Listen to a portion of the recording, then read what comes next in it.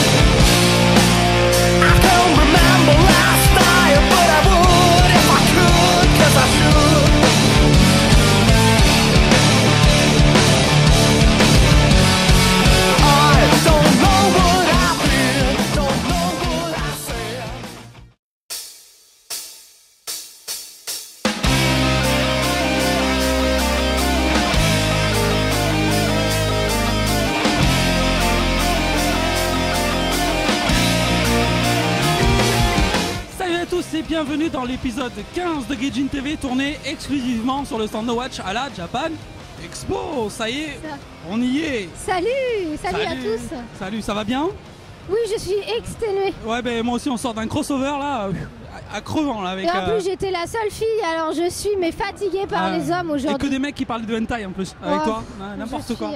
Je vais m'écrouler de fatigue si je rebondis pas sur quelque chose avec un peu plus de fond que le sexe. Du fond, du sexe, tu prends des risques. Hein. Bon bref. Si aujourd'hui donc un sommaire en fait spécial Japan Expo. On va retrouver ce qu'on fait d'habitude, actu, zoom, culte, mais vraiment orienté sur la Japan Expo. Alors dans l'actu, on va vous parler de deux œuvres. On va d'abord commencer par parler de une œuvre sortie donc pour la Japan Expo de Tonogai. Il s'agit de Judge. Je la montre bien à la caméra. Nickel. Ensuite, c'est toi, tu vas nous parler de quoi? Mais moi je vais présenter deux œuvres. Je vais commencer par présenter Silent Love. Mais le temps, je vais le mettre près de la caméra. Ouais, vas-y. Qui est un yaoi, qui est une série continue. Et en fait, à l'occasion de la Japan Expo, le tome 3 est sorti. Et je vais vous présenter également, alors là c'est un shoujo qui parle de yaoi, c'est Ma copine est fan de yaoi, qui est sorti chez Soleil également pour l'occasion. Magnifique, extraordinaire. Dans le zoom, on parle de quoi? Et bien dans le zoom, j'ai découvert quelque chose assez original, assez sympa. C'est une association qui est gérée donc par Ludwig et qui en fait a pour principe de totalement innover le concept du manga. Donc je vous en dis pas plus parce que j'aimerais vraiment garder la surprise. C'est vraiment un nouveau concept. C'est vraiment une nouvelle façon de lire le manga, c'est vraiment génial et je vous laisse vraiment découvrir. On va leur faire découvrir. Voilà.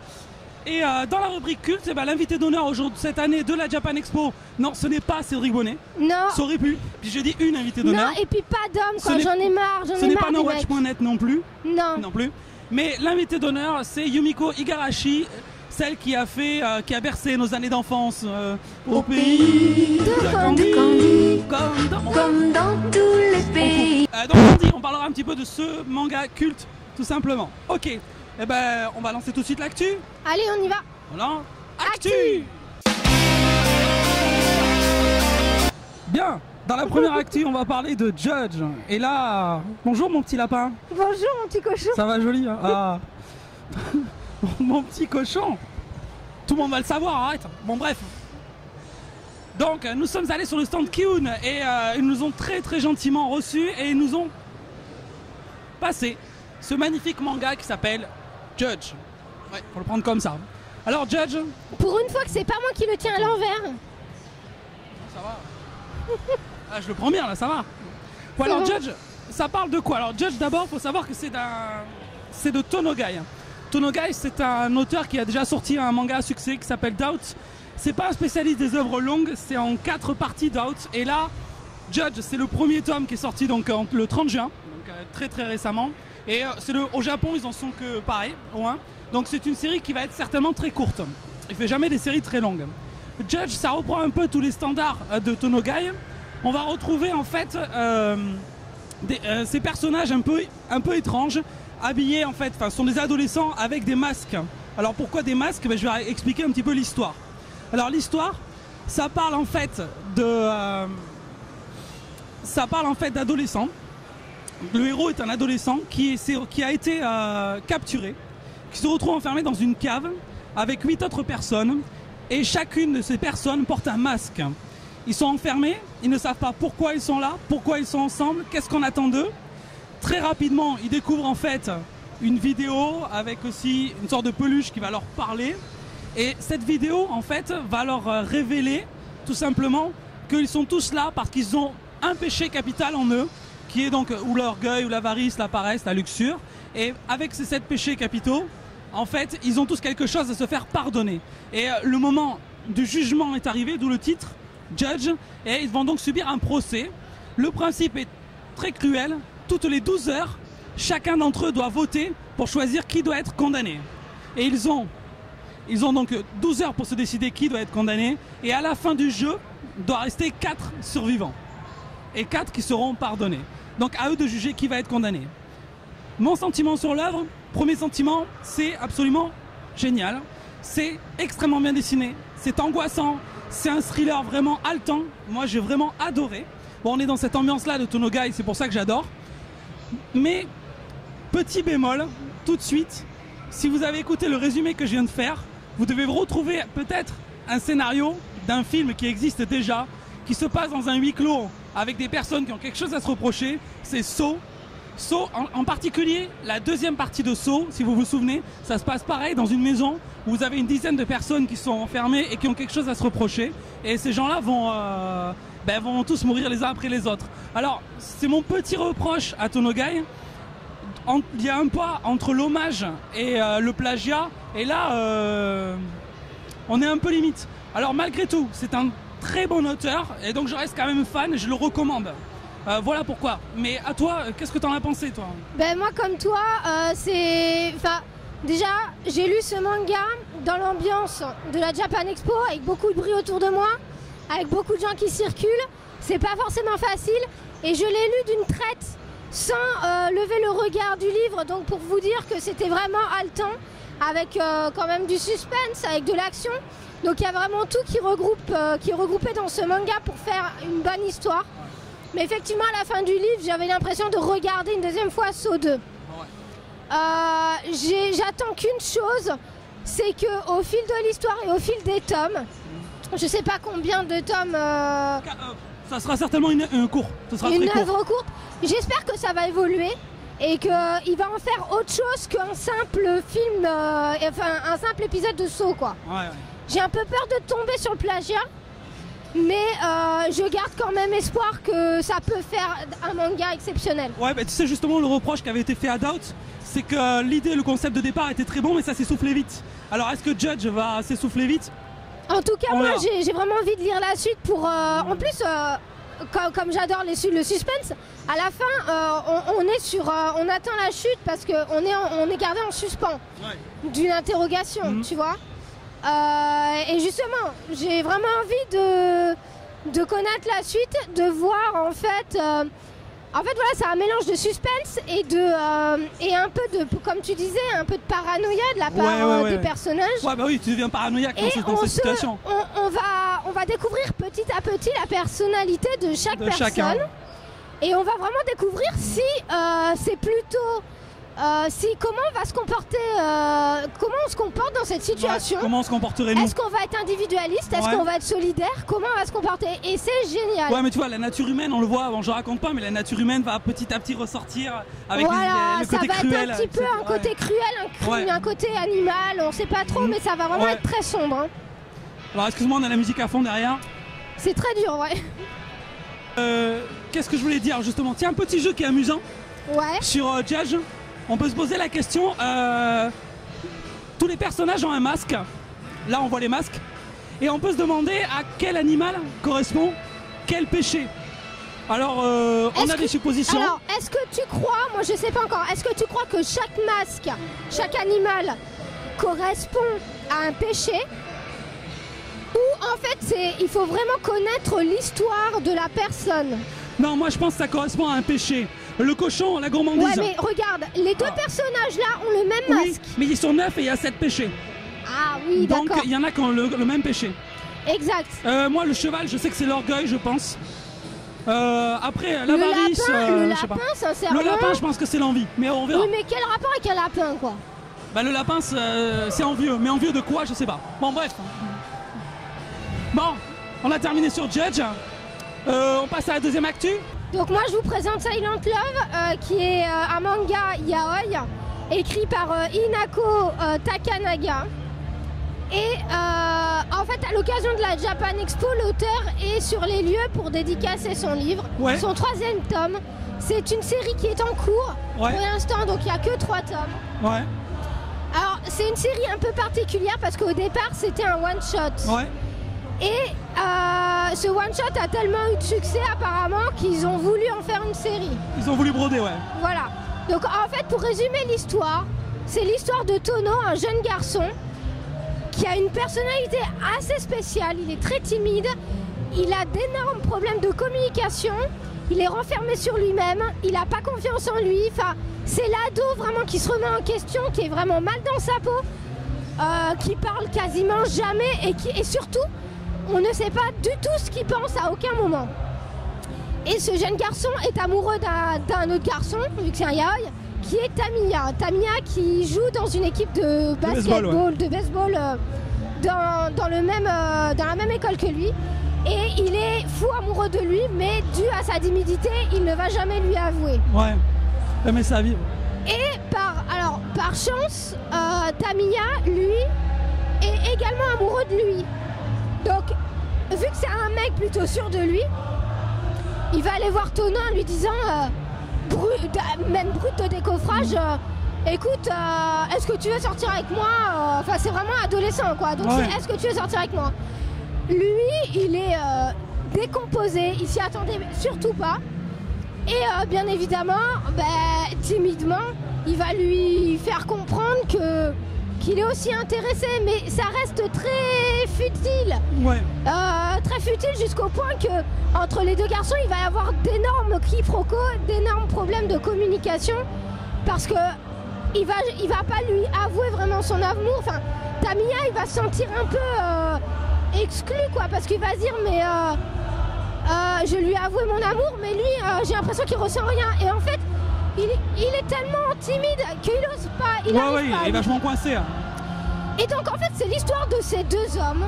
Un homme plutôt sûr de lui, plutôt tranquille, plutôt en confiance, et l'autre qui est plutôt renfermé sur lui-même. Alors il va y avoir d'énormes problèmes de communication et on est tenté de se demander si leur amour va continuer et comment ça va évoluer, quoi. Donc voilà l'histoire en général. Après, bien évidemment, comme beaucoup d'histoires d'amour, il y a d'autres personnages qui vont se greffer, dont un ami d'enfance de Tono qui lui est également amoureux de lui. Donc voilà, c'est vraiment l'histoire principale au départ des deux adolescents. Et surtout l'histoire de ce jeune garçon en manque de confiance en lui. Donc qu'est-ce que j'en ai pensé? J'ai été extrêmement déçue. Alors, je tiens à préciser, c'est un manga, un yaoi qui est sorti chez Asuka. Il y a quelques mois, j'ai présenté le jeu du chat et de la souris, également édité chez Asuka. J'ai trouvé ce yaoi énorme. Au niveau, je sais pas si tu te rappelles, au niveau du scénario, c'était un manga vraiment qui dégageait énormément de sentiments. Et là, j'ai voulu essayer également un nouveau yaoi pour confirmer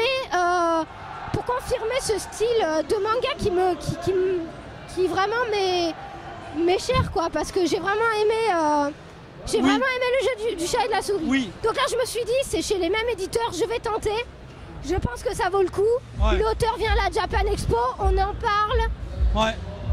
Ça doit être que bon. Et en fait, j'ai été déçue par le dessin. Le dessin est simple. Je ne retrouve pas le doute sur le visage du garçon. Il n'y a aucune expression. Les dessins sont moyens, pas aussi bien que le jeu du chat et de la souris. Le scénario est très banal, très très banal. Ça vaut un petit shoujo, quoi, tu vois ce que je veux dire? Moi qui disais que j'adorais les yaoi parce qu'on ressentait vraiment l'amour entre deux hommes et que c'était même plus fort que dans certains shoujo, Là, j'ai pas du tout retrouvé ça. Il y en a qui se moquent de moi, j'en suis sûre. Il y en a, oui. Et oui, j'aime les yaoi, mais là, j'étais vraiment déçue. Les bulles sont mal indiquées. Non, j'illustre tes propos. J'illustre tes propos. Les bulles sont mal indiquées. Tu te rappelles, tu m'as fait cette réflexion en oui, me disant pas que ça, les shoujo, ouais. voilà, là c'est pareil, on s'y retrouve pas trop bien. Et moi, il y a un truc que j'ai pas aimé, même si effectivement au Japon, tous les mangas, avant d'être reliés, ils sont publiés dans un petit journal. Prépublication, ouais. À tous les chapitres, c'est la même page. Donc tu retrouves le même dialogue à chaque chapitre. Et ça me gêne. Ouais. Voilà. Et il y a un moment donné, le personnage principal, il me sort par les yeux, j'ai envie de le secouer, de lui taper dessus, tellement qu'il m'énerve. Donc voilà ce que j'en ai pensé. Ceci dit, je pourrais pas dire que ça se lit super bien, mais pour quelqu'un qui aime les shoujo classiques, pourquoi pas. Les yaoi classiques, tu veux dire? Ouais, mais tu vois, les yaoi, moi, si tu veux, ce que j'attends d'un yaoi, c'est justement tout ce que je ne retrouve pas dans le shoujo. Tu vois? Oui. C'est l'amour passionnel entre deux hommes que tu retrouves pas forcément dans les shoujo. Dans les shoujo, oui, c'est vrai. Et là, je l'ai pas retrouvé. Donc pour moi, c'est au même niveau qu'un petit shoujo. Voilà. D'accord. J'ai été extrêmement déçue. T'as été déçue, ouais. J'ai été déçue. Ouais. Alors, je voulais juste préciser que ça a été paru chez B-Boy. Oui. Donc bon. Un magazine spécialisé. Voilà. Moi, de mon côté, j'ai pas du tout accroché. Silent Love, bon, c'est un yaoi, forcément. Tu me fais lire des trucs, des fois je suis genre, mais moi ce qui m'a saoulé c'est la répétition dans le scénario. T'as d'un côté, ils se disputent, ils se réconcilient, ils baisent. Ils se disputent, ils se réconcilient, ils baisent. Alors oui, c'est un peu systématique. Il y a quelque chose d'important à dire, c'est que même si c'est une histoire d'adolescent, même si c'est une histoire entre mineurs, je conseille pas... tu le conseilles pas, mais c'est formateur. Non, attends, je le conseille pas aux ados quoi. Sincèrement, il y a des scènes assez crues, c'est quand même pour public averti. Voilà. Il y a du cul. Oh, pardon. Enfin, moi je dirais moins de 16. En plus, ça vaut pas spécialement le coup, donc moins de 16 non quoi. Ok. Deuxième partie, troisième partie de l'actualité est sortie chez les éditions Soleil. Alors là, c'est pas un yaoi, c'est un shoujo qui est ma copine est fan de yaoi. Ouais. Qui est sorti chez Soleil et qui a été écrit par Riz Shinba. Ouais.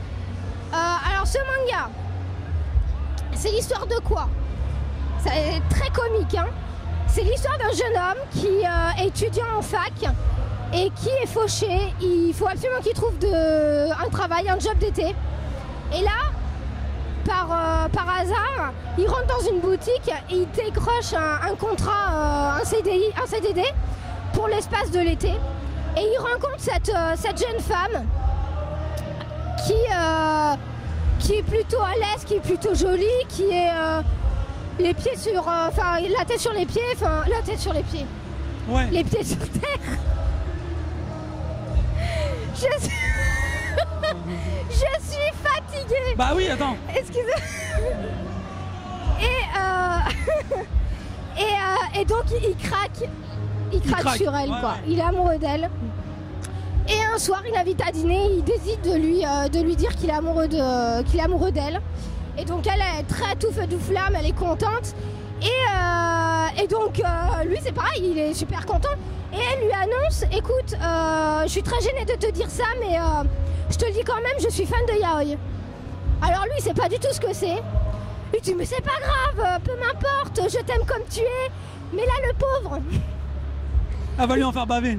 Il se rend pas compte ce qu'il a dit. Non mais là elle est tarée, elle est tout simplement tarée la nana. Attends, parce que... Dans le public on demande si elle met un god ceinture ou pas. Non, mais c'est même pire que ça, c'est même pire que ça. Elle est tellement fan qu'elle lit des mangas et elle s'imagine. Alors là en particulier, elle lit un manga de sport et elle s'imagine des histoires d'amour entre l'entraîneur et un joueur. Ouais. Tu vois, elle se fait des films dans sa tête.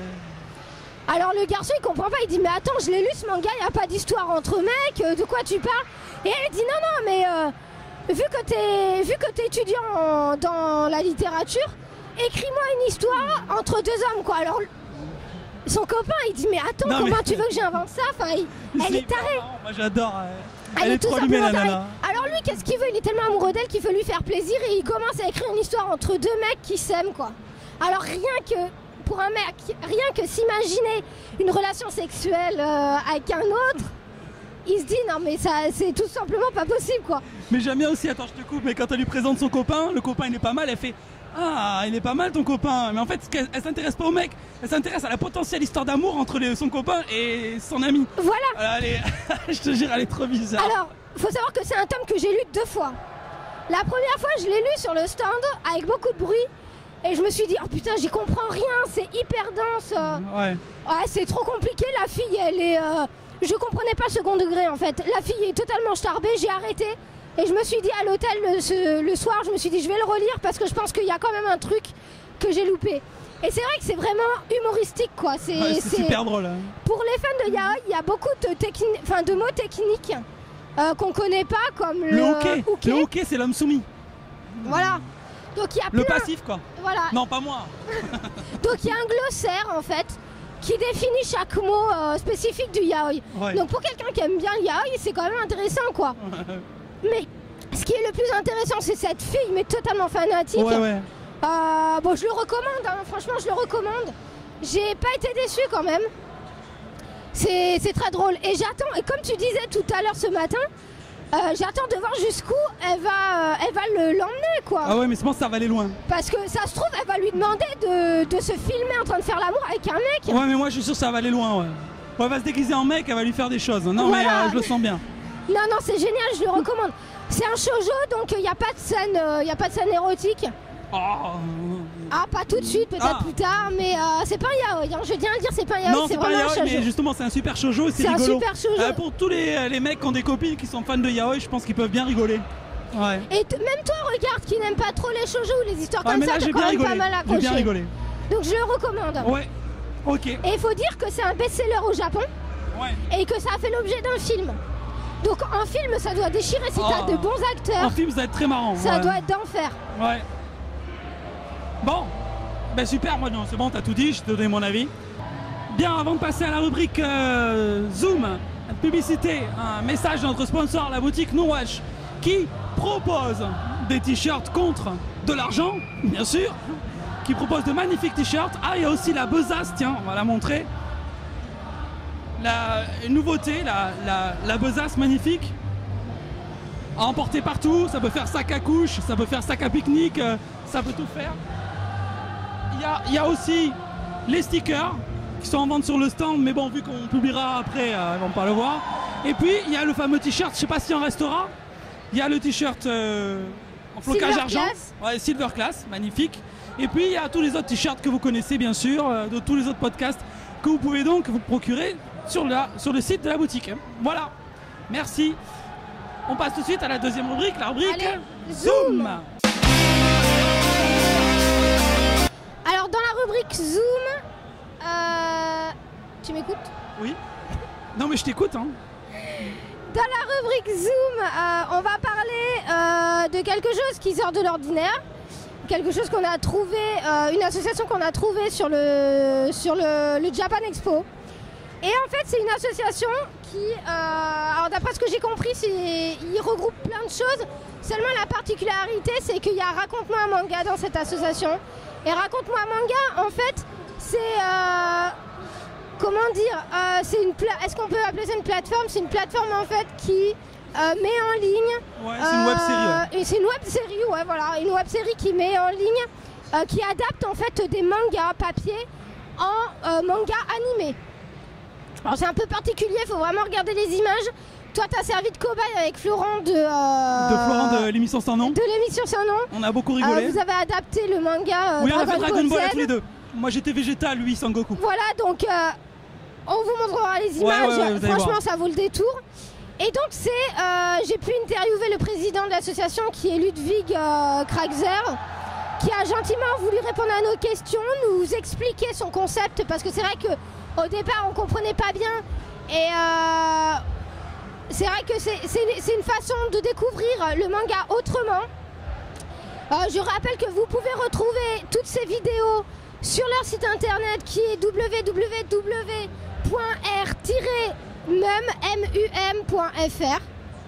qui veut dire Raconte-moi un manga tout simplement. Oui. Et je vous invite à aller jeter un coup d'œil parce que c'est tout simplement génial. Oui. Oui, donc on va regarder le reportage. Donc on va regarder tout de suite le reportage que tu as participé d'ailleurs. Oui, le tournage. D'ailleurs, Christophe vous a montré encore une fois de plus que le ridicule ne dure pas. Ouais, non. Final Slash. Et c'était tout simplement génial. Ouais, très bien. Allez, on regarde. Donc je suis en compagnie de Ludwig Kraxer, qui est président de l'association Raconte-moi Manga.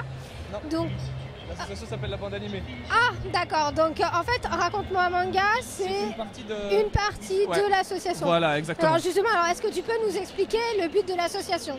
Alors l'association, en fait, elle a été créée en 2005 et l'objectif à la base, c'était de faire un festival de bande dessinée dans les Ardennes, parce que c'est là dont on est originaire. Et puis finalement, ça s'est pas fait parce que mon pote qui organisait ça avec moi a lâché le truc. Bon, et puis après, l'association a été mise de côté. Ensuite, ça fait pratiquement 10 ans qu'on fait du petit film amateur. On a commencé à faire des fausses pubs, des parodies. On a essayé de faire un film amateur, mais ça n'a jamais été bien loin. Après, on est tous entrés dans la vie active. Et ça fait seulement que depuis 2 ans que je me suis remis activement à la vidéo. Et c'est là que Raconte-moi un manga est né. Et c'est là forcément que la nécessité d'avoir une association a commencé à être mise en place.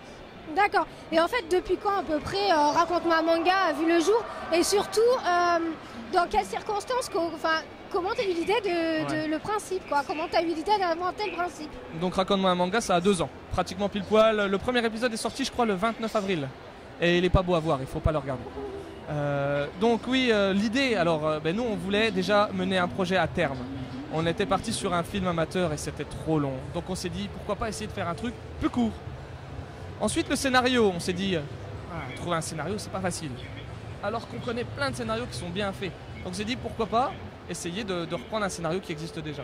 Moi je suis un gros fan de manga et d'anime depuis que je suis tout petit, peut-être même encore plus petit que ça.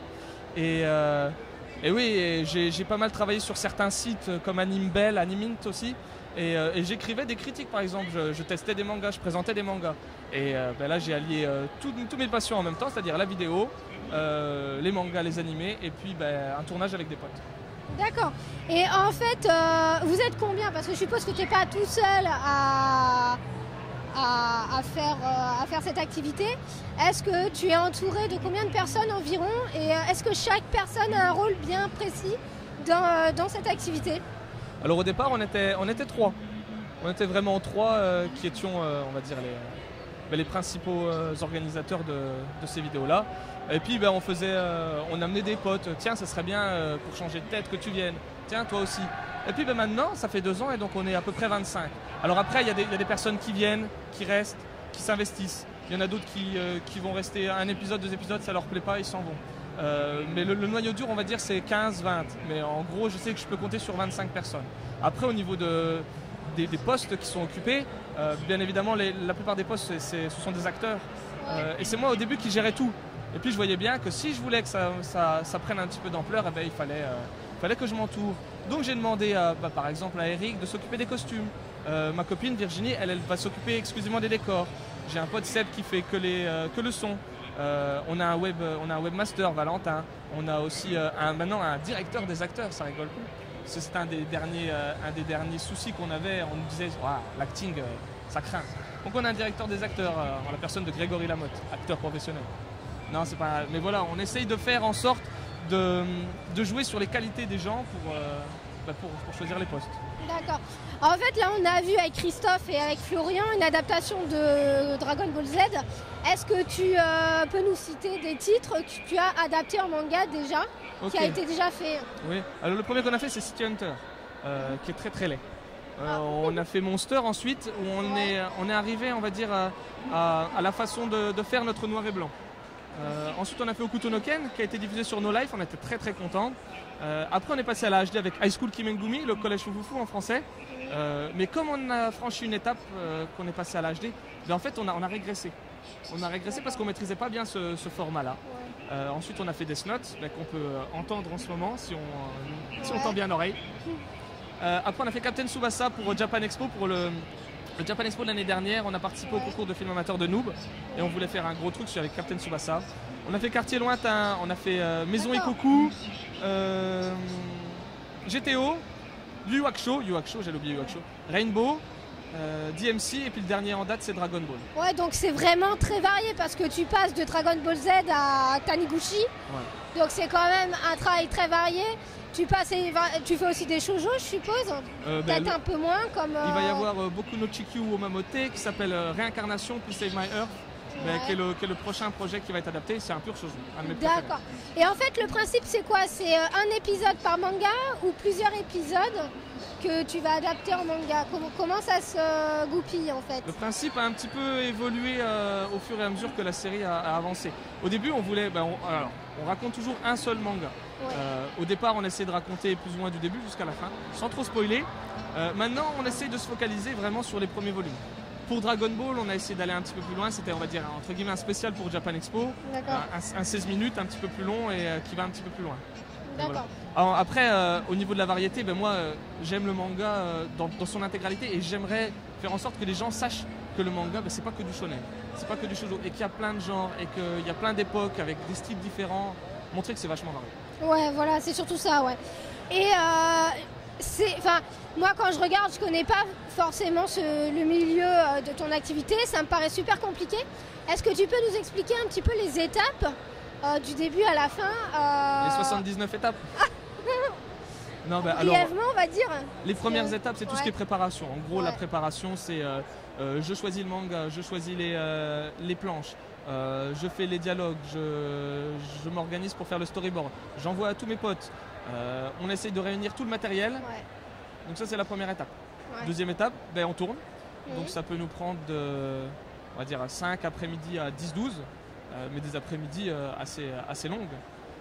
Et la dernière étape, c'est la post-production, donc qui inclut le montage, et puis tout ce qui est la partie FX, donc tous les effets spéciaux, le détourage du fond vert, ensuite il y a l'effet noir et blanc, les onomatopées, les bulles, les cases. Bref, pas mal de choses. Ça me paraît être hyper long. En gros, aujourd'hui tu décides d'adapter un manga. Dans combien de temps tu le sors, l'épisode? Il te faut combien de temps? J'ai essayé de faire en sorte de sortir un épisode par mois. Et j'ai vite vu que c'était tendu. J'ai fait ça sur quelques mois, on va dire de octobre, novembre, décembre. Et puis après, j'ai vite vu que c'était pas gérable. Après, tout dépend de la taille. Tu vois, celui pour Dragon Ball, on l'a fait très vite. Ça nous a pris un mois, mais normalement, un épisode comme ça aurait dû prendre 2 mois. En gros, on va essayer d'en faire un tous les 2 mois. D'accord. On va dire, en termes de travail effectif, je calcule à peu près à 10 heures pour faire 1 minute de vidéo. D'accord, c'est vrai que c'est hyper, c'est très très long quoi. Ouais, mais moi j'aime bien ça. Ouais, non mais j'imagine. Et en fait, on peut vous retrouver où, vos vidéos? Où est-ce qu'on peut vous retrouver sur internet, je suppose? Ouais, alors sur le fameux site de notre webmaster qui est pas mal du tout, c'est un webmaster qui bosse, qui est en stage à Canal+, donc tu vois, c'est pas un kéké. Donc le site c'est www.r-mum.fr. En fait, notre logo c'est un peu Hermum. C'est-à-dire, ce sont les initiales de Raconte-moi un manga. D'accord, ok. Est-ce qu'il y a pour projet de diffuser un peu plus tard, ou peut-être que ça l'est déjà sur iTunes, par exemple? Mais moi, tu sais, téléphone portable, j'en ai pas. Ouais. Donc je ne sais pas comment que ça fonctionne, tout ça. Je suis trop vieux. Pour ceux qui sont... c'est vrai qu'il y a beaucoup de nos téléchargements, beaucoup de gens nous regardent via iTunes. Est-ce qu'ils auront la possibilité un jour, peut-être, pourquoi pas, de trouver Raconte-moi un manga sur iTunes? Ou est-ce que vous êtes que sur le web, sur un site internet? Pour l'instant, on est sur le web, sur le web, pardon. On nous retrouve sur les différentes plateformes de vidéos. Après, donc on retrouve tout sur le site. Et on aimerait bien surtout avoir une diffusion télé. Ça, c'est un des objectifs. iTunes, j'y connais rien. Après, si un de mes potes sait comment ça marche, moi, ça me dérange pas. C'est vrai que c'est une très grande possibilité. Enfin, ça ramène beaucoup de monde, donc c'est peut-être une bonne idée. Voilà. Une bonne idée de ta part. De ma part. La dernière question pour terminer, est-ce qu'il y a un manga particulier qui t'a donné envie de créer ce projet? Est-ce que tu es fan en particulier d'un manga? Ou est-ce que justement tu as commencé par un manga qui te botte et qui t'a donné envie de continuer cette activité? Mais je suis fan depuis que je suis tout petit. Hein. Moi, je me rappelle, je regardais les animés à la télé en étant sur mon pot. Ouais. On va dire la grosse révélation, c'est 88 avec Saint Seiya, les Chevaliers du Zodiac. Ouais, d'accord. Je suis quand même resté pas mal mordu de ça. Après, j'ai découvert le manga avec Dragon Ball, mais la grosse claque dans la tronche que je me suis prise, les deux grosses claques dans la tronche que je me suis prise, c'est Akira de Otomo Katsuhiro et puis Bouddha de Tezuka. Je suis un gros fan aussi de Tezuka Osamu. Et ouais, Bouddha, tu sais, quand on le fera, Akira, on le fera. Ouais. Et Versailles Nobara, on le fera. Cobra, on le fera. Full Metal Alchemist, on le fera. Il y en a plein et encore plus. Slam Dunk. Ouais, bah c'est génial. Bah, en tout cas, je te remercie de nous avoir accordé ces quelques minutes pour Gaijin TV. Bah, merci beaucoup. Moi, je te souhaite longue vie à ton association et à ton activité. Je trouve ça génial. Je trouve que c'est vraiment une façon d'innover le manga. Donc voilà, c'est parfait et je te remercie. Bah, merci beaucoup et puis merci à tous les spectateurs de Gaijin TV. Voilà.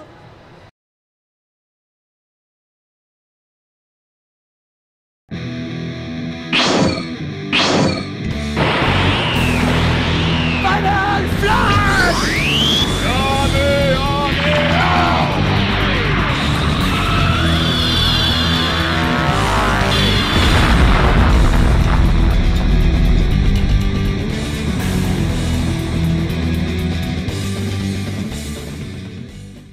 Voilà, fin du reportage, donc fin du documentaire, merci. Merci encore à Raconte-moi un manga. On va passer à la rubrique culte. Avant, tiens, au niveau de la Japan Expo, il y a eu Japan Expo Awards qui ont été remis hier, des meilleures séries. Tiens, alors vous allez voir, je vous donne un palmarès pas exhaustif, et vous allez voir que ça ressemble beaucoup à... Il y a des choses dont on a parlé. Par exemple, le meilleur shonen, Bakuman, ça doit vous dire quelque chose? Pour moi, pas mérité, mais bon. Bakuman, moi j'avais plutôt pas mal aimé, je me rappelle, j'étais la seule, je pense, à avoir pas mal accroché. De là à le mettre en meilleur, peut-être pas, non. Ouais, meilleur shonen 2011, donc Bakuman, meilleur shoujo, Maid-sama, on en parlera peut-être. Meilleur seinen, Les Gouttes de Dieu, magnifique, ça c'est sûr, on en parlera. On en parlera. Et au niveau de l'animé, meilleure série adaptée de manga, Black Butler. Donc ça aussi on en parlera. Il y a une autre série par contre dont on a déjà parlé. Meilleur animé tout court, c'est tout simplement Summer Wars. Magnifique. Ouais. Et meilleur film, on en a parlé aussi, c'est Ikigami. L'adaptation donc du manga éponyme. Oh, nous avait un peu déçus mais il a eu le meilleur film. Faut dire que la concurrence en face était pas très lourde. Enfin bon, après on en tu vois là je suis déçu parce que c'était quand même une histoire où on reprochait pas mal de trucs. Ouais. Certes, le papier était excellent, mais le film un peu moins quand même. Ok. Bon, ben voilà, c'est tout. C'était pas un palmarès exhaustif. On va passer à la dernière rubrique. C'est la rubrique culte. Culte. Allez, rubrique culte. Ok, rubrique culte. Rubrique culte, eh bien l'invité d'honneur cette année de la Japan Expo, c'est Yumiko Igarashi. Yumiko Igarashi qui n'arrête pas, qui a fait un manga extrêmement connu dans les années 70 qui s'appelle Candy Candy. Alors, un mot sur l'auteur. C'est une dame maintenant d'un certain âge. Cette dame a quand même eu un rôle très très important dans le développement du shoujo au Japon, dans le genre shoujo. C'est une des instigatrices de ce genre. Les personnages aux grands yeux qui brillent, c'est elle qui a lancé carrément cette façon de dessiner. Candy est une de ses plus grandes œuvres, une des plus connues. Alors c'est une série, je vous donne quelques chiffres techniques, de 9 tomes qui a été publiée en 1975, 115 animés au total, 115 épisodes qui sont sortis entre 1975 et 1978, 79. Et là, au début, en France, c'est sorti à partir de 1978. C'est passé pour ceux qui connaissent les premiers épisodes, passé sur Récréa 2. Je sais que c'est très très vieux, mais voilà, c'était une vieille série. Ensuite, pour parler un petit peu de l'histoire, pour ceux qui ne connaissent pas, l'histoire se passe au début du XXe siècle aux États-Unis. C'est l'histoire d'une jeune orpheline qui a un très fort caractère et qui va en fait faire face à son destin, qui va tout simplement être élevée d'abord dans un orphelinat. Puis elle va rencontrer tout un tas de personnages, elle va tomber amoureuse, elle va avoir des déceptions. Enfin, un shoujo assez classique finalement, qui raconte l'histoire d'une jeune orpheline et de ses rencontres. C'est une histoire qui a passionné des générations. Beaucoup de petites filles ont voulu quand même s'identifier clairement à Candy, parce que c'est un personnage assez original. Cette petite blonde avec des grands cheveux, des grands yeux. Voilà, donc c'est culte dans ce sens. Il est évident que moi, je ne suis pas un grand fan de shoujo, ni un grand fan d'Igarashi d'ailleurs. Igarashi, il a aussi fait d'autres séries comme Georgie, Heidi, il y en a qui doivent connaître. Ah oui, Et d'accord. ça, c'est pas mal. Il y a quand même aussi d'autres adaptations. Je ne vais pas m'étendre davantage parce que c'est quand même assez connu. Je le conseille à ceux qui veulent découvrir un peu ce qu'était le shoujo dans les années 70, quoi, hein. C'est vraiment un vieux style, un vieux dessin. Là, par contre, pour le coup, tu vois, on parle de vieux dessin. Là, je suis assez d'accord. C'est pas non plus la qualité première. C'est pas l'animation ni le dessin, hein. Mais par contre, quelques petites anecdotes assez amusantes. L'histoire est censée se passer dans les années au début du XXe siècle, mais tous les personnages ont un look des années 70 en réalité. Donc on voit bien que c'est quand même un peu anachronique. Et il y a aussi autre comme les pantalons pas de def, des trucs comme ça, c'est assez marrant. Et deuxième anecdote, ne cherchez pas une édition actuelle, parce qu'à l'heure actuelle, Igarashi est en conflit avec la scénariste qui s'appelle Mizuki, si je me rappelle bien, exactement, Kyoko. Et en fait, Mizuki, c'est ça. Et en fait, elles sont en conflit depuis 1998. Je ne sais pas pour quelle raison, mais aujourd'hui, il n'y a pas de réédition de Candy. Il faut aller chercher des vieux épisodes dans des vieux La coffrets, série etc. est terminée, quoi. Par contre, elle est terminée depuis longtemps, mais disons D'accord. qu'aujourd'hui, il n'y a Il y aura pas de réédition. Il n'y aura pas de Donc, réédition. pour trouver un coffret, c'est chaud. Il faut trouver des vieux coffrets qui existaient avant. Il faut dire aussi que la version française est quand même particulièrement sabordée. C'était des traductions des années 70-80 où on ne respectait pas vraiment l'œuvre. Et il y a même des fois des erreurs carrément d'interprétation. Un personnage qui n'est pas mort, enfin, je ne vais pas raconter toute l'histoire, mais dans l'histoire il meurt, dans la traduction, dans les versions françaises, non, il est simplement parti. Enfin, en gros, ils ont un petit peu adapté par rapport au public. Cela dit, donc Candy, ça reste quand même une œuvre à découvrir. En tout cas, je pense à découvrir. Regardez quelques épisodes pour ceux qui ne connaissent pas. Toi, t'as vu un ou deux épisodes, t'as pensé quoi? Alors moi, c'est pareil. Tout à l'heure, on parlait avec les deux garçons lors du backcross, du crossover, pardon. Oui. De Oui. du comment dire, des animes et comment j'ai découvert Ouais. la culture japonaise. Et c'est vrai que moi, quand j'étais petite, comme je leur ai dit, j'ai découvert les animes comme tout le monde, mais je m'attardais pas dessus. Ma mère était fan de Candy, donc pour vous dire que ça remonte à très loin. Ma tante également, enfin c'est vraiment c'est Ta mère est même jeune. ma mère qui m'a fait découvrir Candy. Ouais. Et je me suis pas attardée dessus. Il y a que récemment où je me suis dit bon, je me plonge vraiment dedans pour voir vraiment quel regard je vais porter sur cet anime aujourd'hui. Et ça reste une œuvre que je conseillerais encore aujourd'hui à ma fille, quoi, par exemple, parce que c'est doux, Ouais. c'est gentil, c'est mignon. Ouais. Alors d'accord, c'est pas un shoujo, il faut pas rechercher des grandes histoires d'amour, c'est tout en simplicité. Même le dessin est en simplicité, les scénarios sont en simplicité, mais c'est ce qui fait ce charme. Alors je vais pas dire que le dessin est pourri, parce que bon, On va encore taper dessus? non, et puis de toute façon je le pense pas, Non. parce que justement c'est simple, mais c'est le style. Ouais, c'est Et le style. d'accord, on m'a cassé quand je disais parce que Akira je le trouvais vieux. Là, Candy c'est encore plus vieux, mais ça rentre dans le style, c'est doux, ça rentre dans la simplicité. Et je ne voyais, tu vois, j'aurais du mal à revoir un remake aujourd'hui de Candy. Ouais. Parce qu'il faut que ça reste comme ça, il faut que ça reste dans cet esprit-là, tu vois ce que je veux dire? Donc, ça se regarde gentiment. Voilà, c'est le seul truc que j'ai à dire, c'est que pour les enfants, c'est tout simplement génial. Ok, bah écoute, c'est une très belle conclusion sur Candy, en tout cas un bel hommage. Voilà, Ouais. et puis en plus, il y a l'exposition. Oui, il y a l'exposition Igarashi, mais on va mettre quelques-unes. Qu'on mettra quelques Ouais. images dessus. Tiens, on a fini pour le podcast. Quelques remerciements et aussi le commentaire iTunes. Moi, je l'aime bien celui-là, je l'ai noté. Alors, un commentaire du 19 juin de Le Compteur. Awesome. Tout est dans le titre. Votre podcast est très sympa à regarder. On prend beaucoup de plaisir à vous suivre. Vos rubriques très enrichissantes.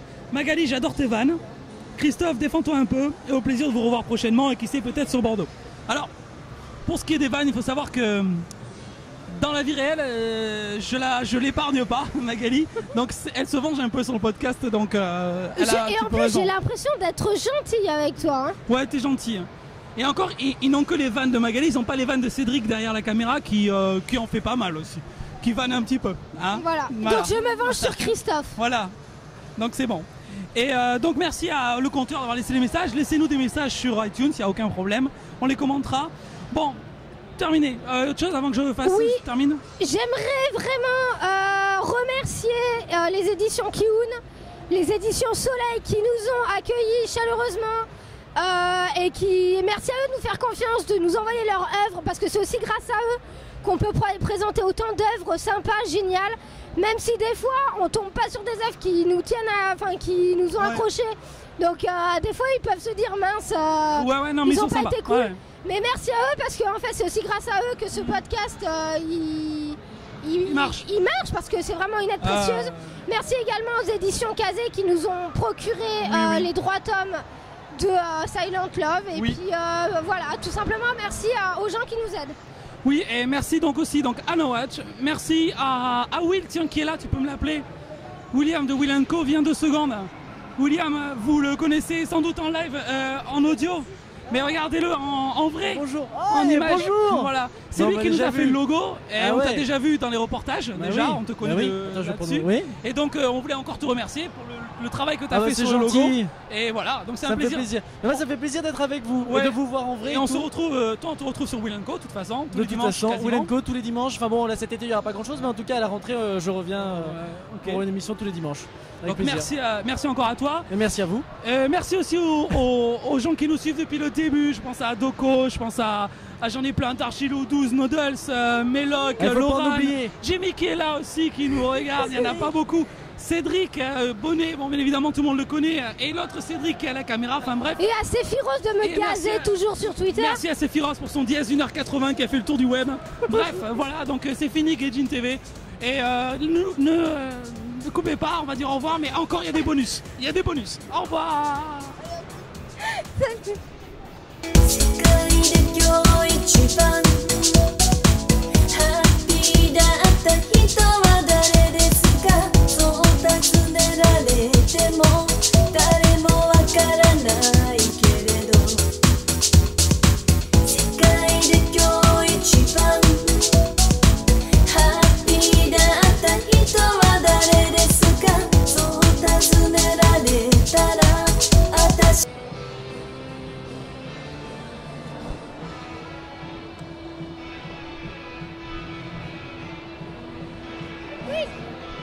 Faut leur couper les fils.